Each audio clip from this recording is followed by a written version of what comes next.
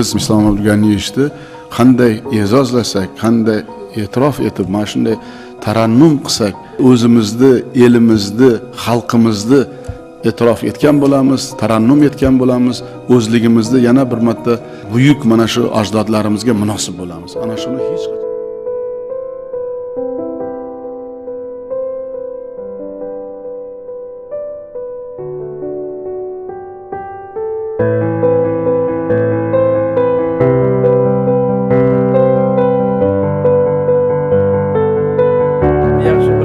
Zaman o'tadi, baribir bizlarni qilgan ishlarimizni davomchisi bo'lmoq. Mana shunday yigitlar, shunday navqiron yigitlarni ko'rib va shunday qizlarning tarbiyasini bugun hammamiz ham qatnashib, bunday go'zal yurtda yashash, shunday yoshlarni ertangi kunini o'ylab, mana shunday baxtli bo'lishga aytaylik, kim bizga xalaqit beradi? Mana shu osmon, mana shunday yorug' osmon, mana shunday yigitlar, mana shunday qizlar, mana shunday qariyalar.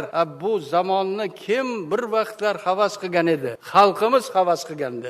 Va shunday havasga kim bizlarni yetkazayapti? Faqat yaratganimizdan doim so'rab, mana shunday pok bo'lib ertalab so'rasak, albatta bizlarni yo'limizni ochib beradi va hech qachon hech kim mana shu yurtda, Xudoning nazari tushgan shu yurtda hech kim hech qachon kam bo'lmaydi, bolalarim. Eshitinglar shuni.